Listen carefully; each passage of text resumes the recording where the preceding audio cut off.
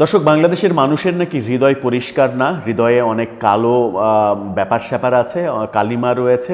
হৃদয় পরিষ্কার করার এবার প্রেসক্রিপশন দিলেন পাকিস্তানের উপপ্রধানমন্ত্রী ইসহাক দার। তার প্রেসক্রিপশন অনুযায়ী এখন আমাদের চলতে হবে। নতুন বন্দোবস্তর একটা অধ্যায় এটা হতেই পারে যে পাকিস্তানি উপপ্রধানমন্ত্রীর প্রেসক্রিপশন অনুযায়ী এখন বাংলাদেশের জনগণকে চলতে হবে। অধ্যত্বপূর্ণ মন্তব্য করেছেন এবং এই অধ্যত্বপূর্ণ মন্তব্যের সমালোচনা হচ্ছে চতুর্দিকে। তার এই অধ্যত্বপূর্ণ মন্তব্য, যে মন্তব্যগুলো করেছেন সেগুলো আবার বাংলাদেশ সরকারের পক্ষ থেকে বলা হয়েছে যে এগুলোর সঙ্গে তারা একমত নয়। তার মানে হচ্ছে যে এটা একটা ভালো সিগন্যাল যে বাংলাদেশ সরকার তার এই ইসহাক দারের অধ্যত্বমূলক বক্তব্যের সঙ্গে একমত হতে পারেনি। এই শুভ বুদ্ধিটা সরকারের যে উদয় হয়েছে এবং সরকারের পররাষ্ট্র উপদেষ্টা, যাকে সজ্জন হিসেবেই মনে হয়, সরকারের ভেতরে তার সজ্জন চরিত্রের কারণে নানা সময়ে বিপাকে পড়তে দেখা গেছে। বিশেষ করে করিডোর ইস্যুতে তাকে এক ধরনের সাইড বেঞ্চে রাখা হয়েছিল এবং নিরাপত্তা উপদেষ্টাকে দিয়ে পররাষ্ট্র মন্ত্রণালয়ের বিভিন্ন বড় বড় কাজ করানো হচ্ছিল, এরকম অভিযোগ বিভিন্ন সময় আমরা শুনেছি। সেই পররাষ্ট্র উপদেষ্টা তৌহিদ হোসেন ইসহাক দারের মন্তব্যের প্রেক্ষিতে জানিয়ে দিলেন স্পষ্ট যে তার বক্তব্যের সঙ্গে আমরা একমত নই। কি বলতে চাইলেন আদতে ইসহাক দার? বাংলাদেশের মানুষের হৃদয় পরিষ্কার করতে বললেন কেন হৃদয় পরিষ্কার করতে হবে, সেই ব্যাপারটাই একটু বুঝে ওঠার চেষ্টা করব এই ভিডিওতে। যে বাংলাদেশের স্বাধীন বাংলাদেশে দাঁড়িয়ে পাকিস্তানের কোনো নেতা, কোনো মন্ত্রী বাংলাদেশের মানুষকে প্রেসক্রিপশন দেওয়ার সাহস পাচ্ছে যে আপনাদের হৃদয় পরিষ্কার করতে হবে। থাকবেন পলিটিক্স টিভির নিয়মিত আয়োজনে।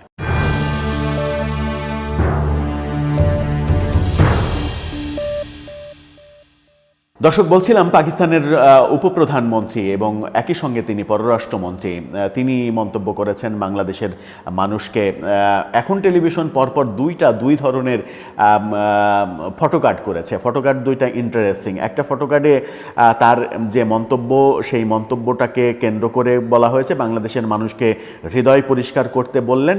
আবার আরেকভাবে তারা পরবর্তীতে আবার উপস্থাপন করেছে, সেটাও দেখে নিতে পারেন। সেখানে বলা হচ্ছে যে এখন সময় মন পরিষ্কার রেখে এগিয়ে যাওয়ার, অর্থাৎ এখন সুবর্ণ সময় এসেছে বাংলাদেশের মানুষকে মন পরিষ্কার করতে হবে। পাকিস্তানের যে কালো অধ্যায়, পাকিস্তান যে বর্বর আচরণ করেছিল বাংলাদেশের উপরে, 30 লক্ষ শহীদ হয়েছিল,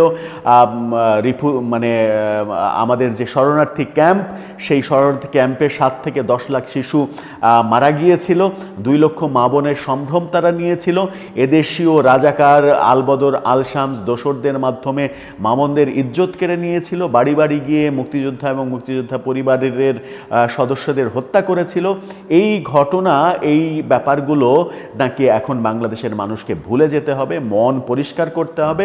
কারণ এখন সুযোগ এসেছে দুই দেশের দোস্তি, দুই দেশের মধ্যে সম্পর্ক, একেবারে পীড়িত অন্য লেভেলে নিয়ে যেতে হবে, সেরকমটাই বোঝানোর চেষ্টা করলেন। এবং তিনি পাকিস্তানের ক্ষমা চাওয়া বিষয়েও অধ্যত্বপূর্ণ কথা তিনি বলেছেন যে পাকিস্তান তো 2 বার ক্ষমা চেয়েছে, আর কতবার ক্ষমা চাইবে। তার মানে হচ্ছে যে একদিন আগেই এনসিপি নেতারা যে ভাষ্য দিয়েছেন তার সঙ্গে মিটিং করে যে 71-এর সমস্যার সমাধান করতে তারা রাজি আছে, এক ধরনের পাকিস্তানি মন্ত্রীর মুখপাত্রের মতো করে বিবৃতি দিয়েছিলেন তারা, নাসিরউদ্দিন পাটোয়ারি।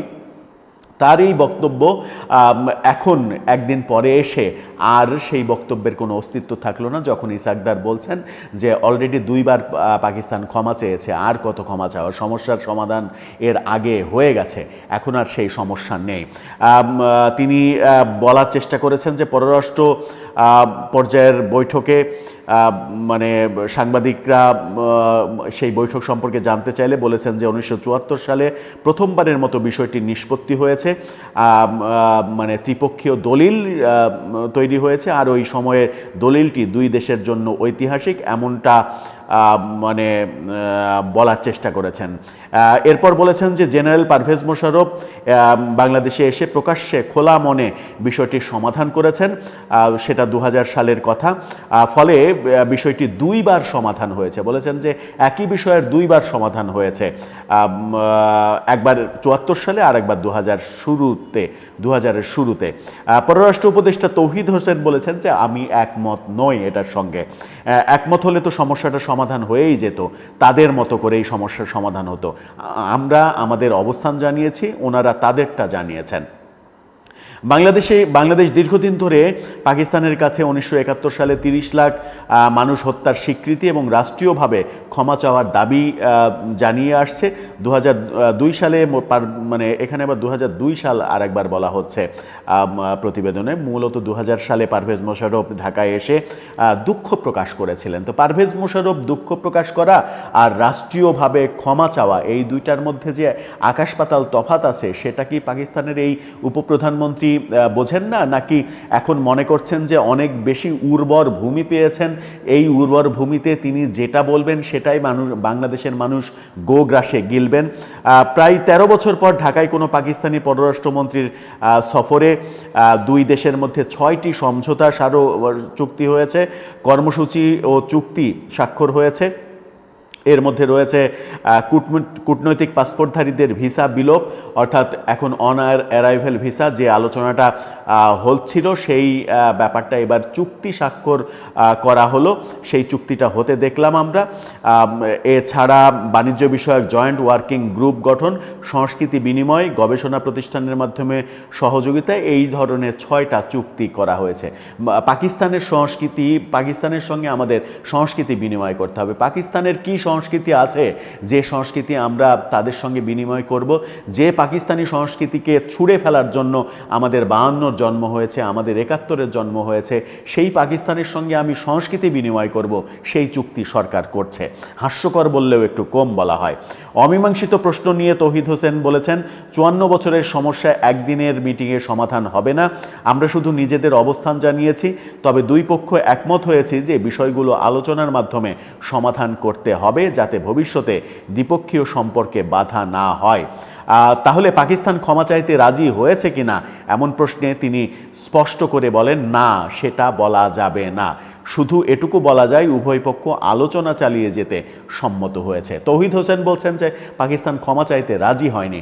আর ইসাকদার তিনি বলছেন বাংলাদেশের মানুষের হৃদয় পরিষ্কার করতে হবে। কত বড় অধ্যত্ত!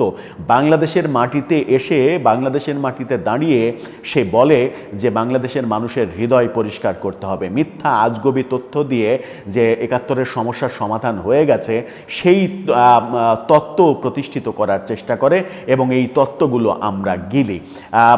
বাংলাদেশের মাটিতে পাকিস্তানি কোনো মন্ত্রীর এসে এই ধরনের অধ্যত্ব মহান মুক্তিযুদ্ধের পরে প্রথমবারের মতো ঘটল এবং এর জন্য বর্তমান সরকারকে ক্রেডিট তো দিতেই হবে। দেখা যাক পাকিস্তান নিয়ে আমরা আর কত ধরনের মানে কার্যক্রম করি, পাকিস্তানকে কতভাবে বুকে জড়িয়ে ধরা যায়, সেখানে 71-এর অনুভূতি কার কি জাগলো, কে কি ভাবলো, মুক্তিযুদ্ধ তার সম্মান অক্ষুণ্ণ থাকলো কি থাকলো না, এই ব্যাপারগুলো এখন থোড়াই কেয়ারে মনে হচ্ছে। দর্শক, আপনার কি মনে হয়, পরিস্থিতি কোন দিকে যাচ্ছে? আপনার মতামত জানিয়ে লিখতে পারেন আমাদের কমেন্ট বক্সে।